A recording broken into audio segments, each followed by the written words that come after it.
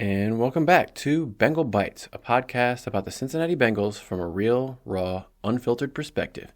I'm your host, Derek. This is episode 30, the Week 14 preview, where the Indianapolis Colts come into Paycor Stadium at 7-5 to take on our Cincinnati Bengals at 6-6. If you're brand new to this show, go back and check out episode 0, where I explain who I am, why I'm making this podcast. But basically, I'm a former college football player, lifelong fan of the Bengals, and I wanted to make an unbiased podcast, not affiliated with the team, not trying to sell you anything. I'm just trying to make a podcast for fans of the Bengals to enjoy. In our last episode, episode 29, we did a reaction to that Monday Night Football game, the Jake Browning game, as everybody's calling it now.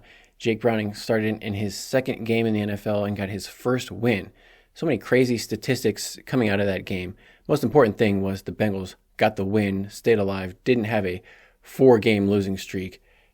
But for the Bengals, we saw that Jake Browning is actually an NFL caliber quarterback. He can make passes. He can make good decisions. So maybe our fear and apprehension from the preseason and the first few weeks of the season, that can kind of subside, go away a little bit, at least for this week. Jake Browning remarkably won AFC Offensive Player of the Week last week for his performance, completing 32 out of 37 passes, over 350 yards, and 1 touchdown.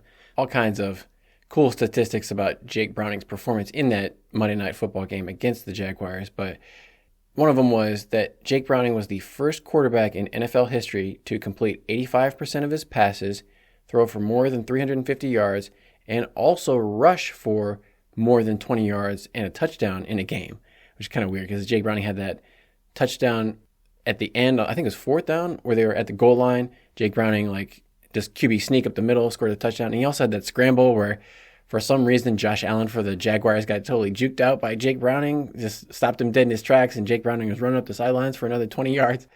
Jake Browning was also the first undrafted player to throw for 85% completion and 350 yards in a game.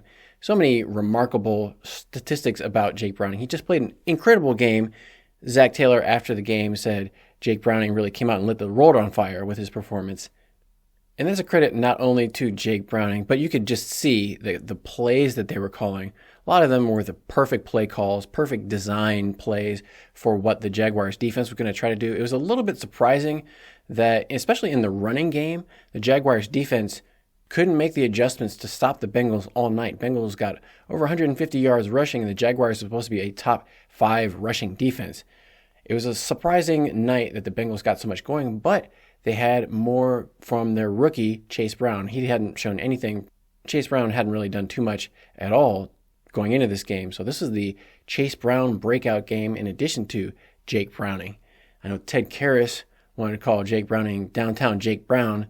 That doesn't really make any sense if you've got another guy named Chase Brown who's already on the team. So that's probably not going to stick. We're going to have to come up with a new nickname for Jake Browning. It's not going to be Jake Shiesty. That's already taken. You can't be having Joe Burrow, nicknames for Jake Browning. Jake Browning's got to be his own guy. So we'll come up with something for Jake Browning. He's a smooth operator. He's a cool customer. So it's going to be something very cool for Jake Browning. We'll think of something, but we just got to see more games out of Jake Browning. That's the thing. You can't get too excited over one game because his first start, people were jumping off a cliff in the media saying Jake Browning is terrible. He shouldn't be an NFL quarterback. Get him off the team. Get somebody else. I mean, I'm not going to say I thought he was good. I said he was okay. He had some things he could build on, mostly mediocre, but I wasn't totally writing him off completely. Now we see this other performance and people are like, oh my gosh, maybe we're going to trade away Joe Burrow after this. We don't even need him. Make Jake Browning the franchise quarterback from now on. Okay, let's back that one up too. And one game at a time. As we said, we don't know what the Jake Browning standard is yet. We saw one not so good game, one really good game. Let's see what we get in the third game. Hopefully it's more like that second game. Hopefully he can improve on his performance. They asked him, what do you think is going to come in the games coming forward?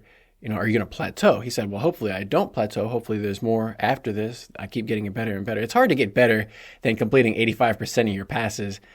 Like I mentioned, there were some interesting breakdowns on YouTube, especially JT O'Sullivan, the quarterback school, he did a breakdown of Jake Browning. He didn't go through every play of the game, but he went through maybe 20 to 25 plays, showing Jake Browning's good decision-making, good accuracy, ball placement. He wasn't perfect. There were a couple decisions that he missed, a couple open receivers here and there, but nobody's going to be perfect. I mean, Jamar Chase in that Jaguars game also had a drop. It was a perfect pass from Jake Browning, hit Jamar right in the hands, and he just dropped it on third down. He came back and caught that fourth down pass. But my point is, nobody's perfect. Even the best of the best, the all-pros, Pro Bowlers, they're going to make mistakes. So we can't jump all over Jake Browning just for one or two mistakes in the game. For the most part, it was a much improved performance and a much better game plan from the Bengals coaches. Like going into Jake Browning's first start, it seemed like they just wanted to make him play like Joe Burrow, not change the offense at all.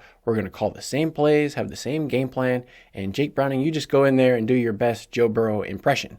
Well, we found out that wasn't really that successful because Jake Browning isn't Joe Burrow. He can't play like Joe Burrow. He can't think like Joe Burrow. So everybody on the team, coaches and players, had to come to the realization and accept the fact, okay, we can't just roll out the Joe Burrow game plan and pretend like Joe Burrow is still here. They came up with a Jake Browning game plan, and it worked. It worked very well. But, that's one night.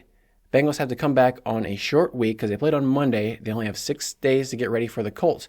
Can they come up with a new game plan? Because, now the Colts, they've been watching the Jake Browning game too. Those Colts defenders are going to be on the lookout for all those rollouts and play-action bootleg passes that the Bengals were so fond of using with Jake Browning.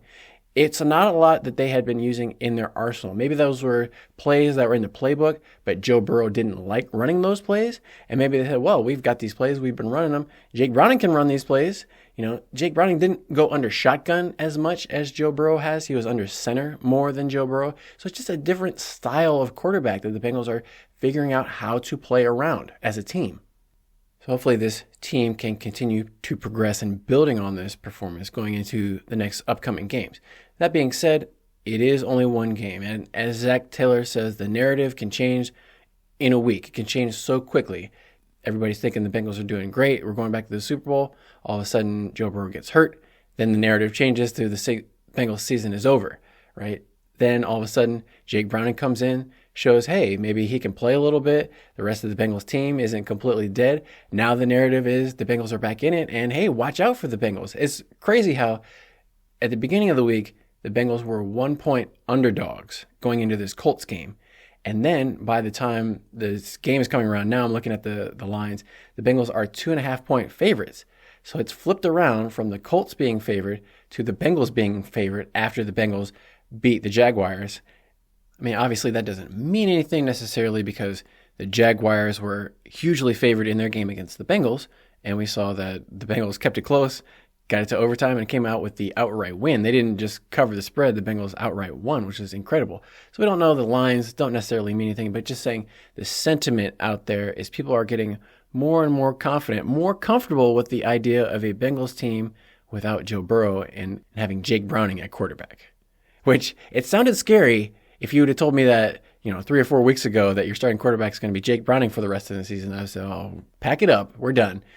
But crazier things have happened. This team at 6-6, they've got a chance. If they win, 4, we won't say win out, but if they win 4 out of the last 5 games, go 10-7, they've got a chance to get in the playoffs. But before we start talking about playoffs and all that other kind of stuff, we have to keep in mind one game, and if we're thinking about Bengals fans' recent history, the first name that popped into my head when I thought of, has anybody had like a similar performance like this? Oh yeah, Mike White for the Jets. Bengals fans, I think you guys remember that. Mike White lit the Bengals up. Didn't he lit them up twice? Or was it just once? But he had like 400 yards or something like that, where it was just like dink and dunk, short passes, not a lot of deep downfield, testing the Bengals safeties. But Mike White was coming out all guns blazing, lit the Bengals up. They had no idea what was going on. And that was their Super Bowl team. After that game, people were talking about Mike White. Oh, Mike White's going to be the starting quarterback from here on out. He's going to be the Jets, franchise player, yada, yada, yada. Mike White was, the next big thing. What happened after that? I think Mike White, got hurt the next game and, that was pretty much the end that you heard about Mike White for the rest of that season. He came in the next season, last year, 2022, had like one other good game. But for the most part, Mike White had a pretty unremarkable career. The thing that did for Mike White was it got him a huge contract in free agency where he signed with the Miami Dolphins, making way more money than he had been as a third string, barely on the roster type guy. Same thing hopefully doesn't happen for Jake Browning. Hopefully the Bengals are going to be able to keep him around and he'll be successful and all that kind of stuff. But you can imagine Jake Browning, he's going to be a free agent at the end of this year. A lot of teams are going to see that performance. No matter what he does the rest of the year, win or lose, they're going to see that one game and say, okay, maybe he can replicate that in the right circumstances. If we coach him up properly, he could be our quarterback and we could reproduce that performance on our team. Some team is going to take a chance on Jake Browning after that performance because you can't just go out there and do that without having talent. His talent and skill was undeniable. Yes, it was good coaching and play calling and all that kind of stuff, everybody supporting him, but also he made some incredible plays in that game that are going to get him paid for a number of years.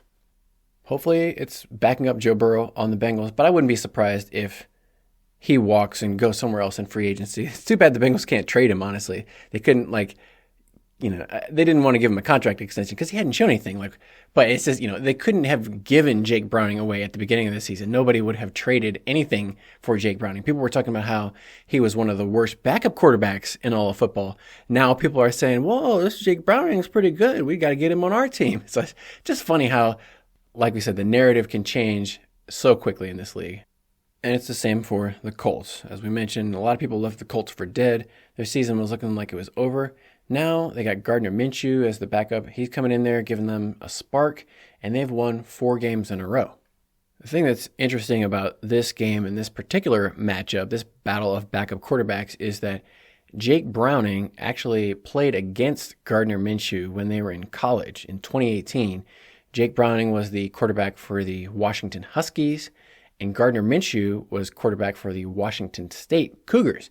They played in the Apple Cup, which is a big rivalry in the state of Washington there. I think Jake Browning won that game, but this is going to be a rematch of their college face-off. Jake Browning versus Gardner Minshew is the two quarterbacks. Kind of along those lines is there's going to be a homecoming for one of the UC Bearcat alums, the wide receiver for the Colts, Alec Pierce. He's in his second year. He got drafted last year out of the University of Cincinnati. He's going to be playing against his hometown Bengals, so that'll be an interesting matchup to watch. One matchup the Bengals won't have to worry about is the Colts All-Pro running back Jonathan Taylor. At the beginning of the year, he had controversy about holding out because he was still on his rookie contract, and he was arguing with Jim Irsay about whether or not he would play out his rookie contract. He ended up coming to an agreement with the Colts. They gave him a big contract extension, which he deserved, being in the Pro Bowl and All-Pro on his rookie deal. He deserved a big raise, so he got that. So he's been playing, but a couple weeks ago, he injured his thumb. He was playing in the game. I think he got it on a touchdown where he reached the ball out, tried to extend it, and kind of injured his thumb, and it required surgery. So Jonathan Taylor, he's not going to go on injured reserve, but the surgery happened within the last couple of weeks, so he's still recovering, rehabbing from that. He's not going to play in this game against the Bengals. That's a big bonus for the Bengals, not having to play a great player like Jonathan Taylor. They have Zach Moss, who honestly before Jonathan Taylor came back was looking really good. So it's not that much of a step down.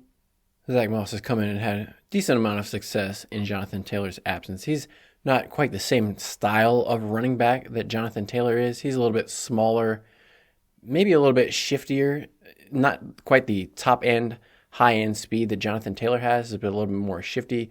Maybe that could work against the Bengals because we saw how for the Texans, the Bengals defense couldn't stop Devin Singletary. He was running all over them. He's more of a shifty, smaller kind of guy. So we'll have to see if the Bengals defense is able to stop the Colts running attack.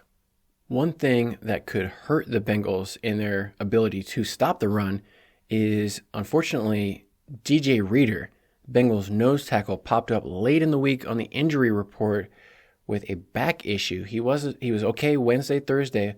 All of a sudden, Friday, he did not practice. They listed DJ Reader as questionable going into this game. That would be a huge loss for the Bengals if DJ Reader is not able to play, because he is the linchpin of the Bengals' interior defensive line. BJ Hill has been looking better last few weeks, but if DJ Reader isn't able to play, I'm thinking back to last year when they had to play a few games without DJ Reader when he sprained his MCL in one of his knees. They had to bring in like Josh Tupou and Zach Carter and some of these other guys who just aren't nearly the same player that DJ Reader is. So we really need him out there on the field. DJ, hopefully he's feeling okay. His back, maybe it was just some spasms or whatever. Hopefully he's okay, because they need that to stop this Colts attack. Now, we're not going to get Cam Taylor-Britt back to play cornerback in this game, but I feel good about DJ Turner and Chidobe Awuzie on the outside locking down these Colts receivers. Colts have some good receivers. They got Alec Pierce, Michael Pittman Jr., and they have the rookie Josh Downs out of North Carolina. He's been making some good plays, a lot of speed and athleticism. Another smaller guy, but shifty speed, that's his game. And that, again, that's not really the Bengals' strength so far. They're more of a physical matchup team, like Cam Taylor-Britt matching up against DK Metcalf. That was a good matchup because Cam can be big and physical. He's not necessarily quick and agile, even though he's not playing. But still, like Bengals defenders, we're going to have to see if they can step up. They've been a little bit inconsistent. Bengals defense have given up a lot of points. Not uncommon for the Bengals to give up 25, 30 points in a game. And remarkably, the Colts this year have scored more than 20 points in 11 out of their 12 games. So they are not a stranger to putting up 20-plus points in a game. Now, Bengals offense, they were able to get the win last week, partly because they had T. Higgins back in the lineup. T. Higgins had missed the previous 3 games, and probably not a coincidence, the Bengals also lost all 3 of those games that T. Higgins missed with a hamstring injury.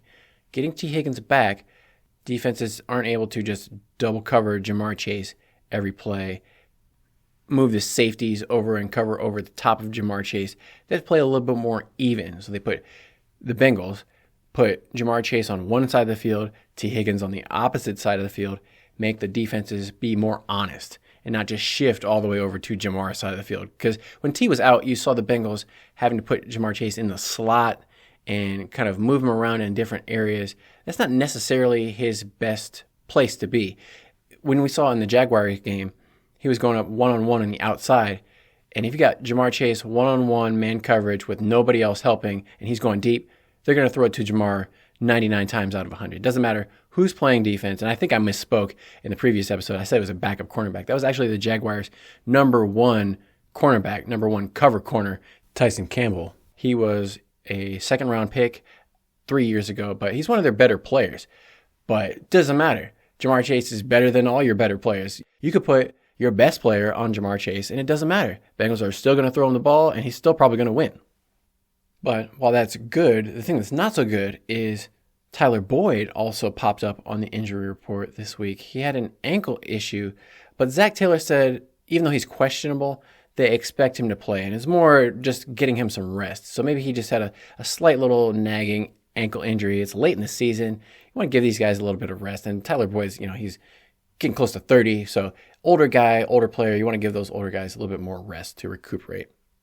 So on offense, the Bengals should be mostly healthy. I think pretty much everybody except for Joe Burrow in terms of starters are back for the Bengals offense, including their offensive line. That was one of the things that they mentioned that was remarkable on Monday Night Football was the Bengals offensive line, except for those few plays where Orlando Brown Jr. had to go out and Cody Ford came in for him.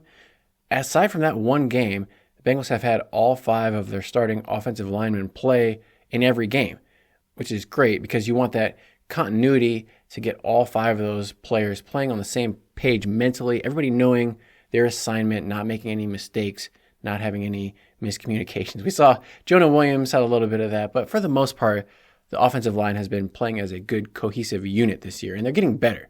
Hopefully that continues as they get more experience together. But one challenge the Bengals offensive line is going to be up against is Colts run stopper Grover Stewart. He's coming off of a suspension. He was suspended for violating the league's either substance abuse or performance-enhancing drugs or putting something in his body that he wasn't supposed to, basically. But he's been out on suspension, not injured, so he's going to come in and play right away, and he's going to be fresh. And Grover Stewart is the Colts' main run stopper. So he's kind of like the DJ Reader for the Colts, basically. So that would be a huge disadvantage if the Colts get back their interior defensive line stud and the Bengals have to go without theirs. Hopefully that's not the case. Hopefully DJ Reader is able to play in this game, but that could be a big thing to watch up front between these two teams. Who is able to establish a good running game and run it up the middle? Because surprisingly, the Bengals had that advantage over the Jaguars. They were running it straight up the middle on the Jags all night. If they can do that against the Colts, that'll be great, but we'll have to see. I'd also expect to see a little bit more pressure on Jake Browning. Now, Bengals did a good job of getting the ball out of Jake Browning's hands faster against the Jaguars than he did against the Steelers. I think I heard that Jake Browning was taking about 2.7 seconds to throw against the Steelers, and against the Jaguars, that was down to about 2.3 seconds.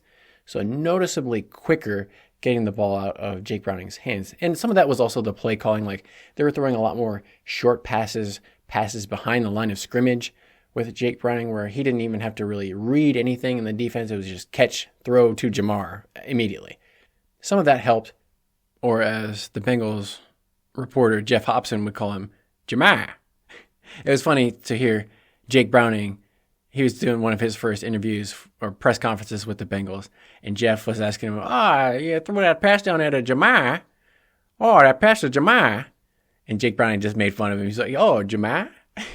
It's so funny because Jeff has been living in Cincinnati for like 30, 40 years, but he still has this super thick Boston accent, like he's JFK or something.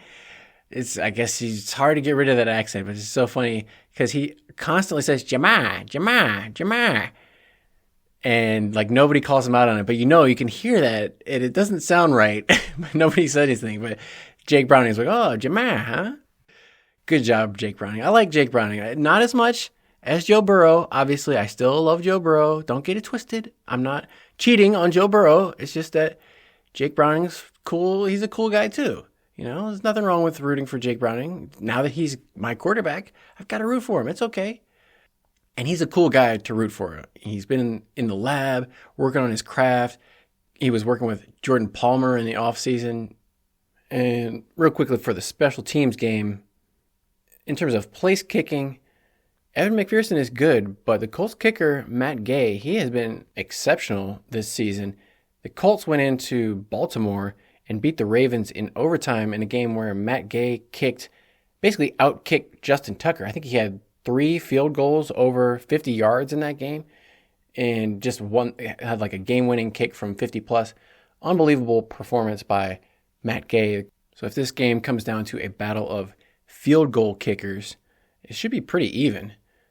In terms of the field position game, pretty much everybody has a better punter than the Bengals. So Bengals are probably going to not gain in the field position, but they got some returners. Bengals returners, Travion, he's been returning those kickoffs.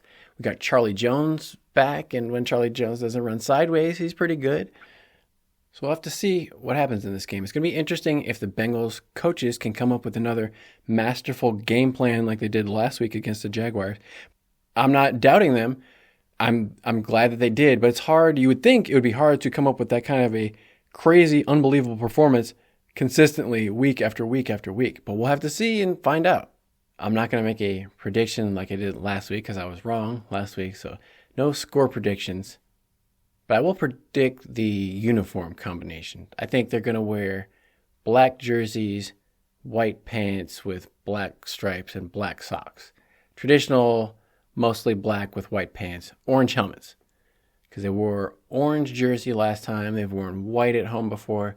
So I'm figuring it's time to go black. You can't go orange 2 times in a row. They just wore white on the road, so they can't wear white at home. So I'm figuring it's going to be a black uniform combination. Now I want to get to a segment of listener questions and comments. If you have a comment or a question or anything, leave it on the podcast episode comments or at me at Bengal Bites on X. Send me your thoughts about what you think about this season. This comment comes in from Dustin. Dustin says, not to look too far ahead, but with the fall off of Pratt and Wilson, is it just a down year for both of them, or is this them leveling off? Should we prioritize linebacker as an off-season need? Dustin says they both rank towards the bottom in their PFF grades among linebackers in the league. Great point, and thank you for the comment, Dustin. I agree that both of the linebackers are having a little bit of a down year in terms of we haven't seen them making the plays like against the Steelers, especially. Logan Wilson didn't have too great of a day. He was giving up a lot of catches to Pat Freiermuth, and we saw some players running through Jermaine Pratt's tackles. Some games, they've had up and down years. They've been inconsistent, very inconsistent pair of linebackers for the Bengals. I would say they should look to, you're always looking to get better in every position, linebacker included. So some of the backup linebackers like Joe Bacci, Marcus Bailey, Akeem Davis-Gaither, some of those guys may be at risk of losing their spot on the roster if the Bengals draft somebody. But I think just based off of the contract extensions that they gave both Pratt and Wilson going into this year, they are safe. Their roster spot is safe. They're not going anywhere because it would be too expensive for the Bengals to get rid of them. So they're going to be starting, but I would say the depth could definitely be improved on the Bengals. But unfortunately, or fortunately, whichever way you want to look at it, I don't think our linebacker duo of Pratt and Wilson are going anywhere anytime soon. I would like them to play better. I agree with you, but I think they're here for the long haul. But thank you very much for the comment. If you've got a comment, let me know and I'll read it on this show.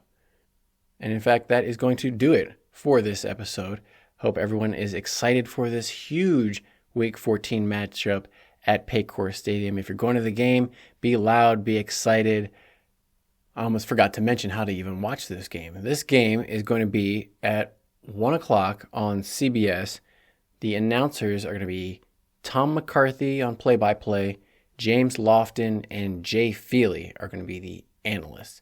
So this point in the season, not getting the top announced crews, but not the worst announced crews either. So a medium announced crew, but it'll be good. I like James Lofton as an analyst just because he's a Hall of Fame wide receiver. So he has a lot of insight and good analysis of watching the players and watching the game.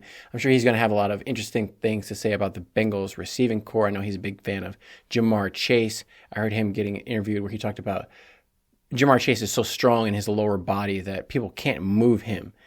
The defenses, they might try to push receivers off the route, but defenders aren't able to push Jamar Chase anywhere. Jamar Chase decides where he's going to go.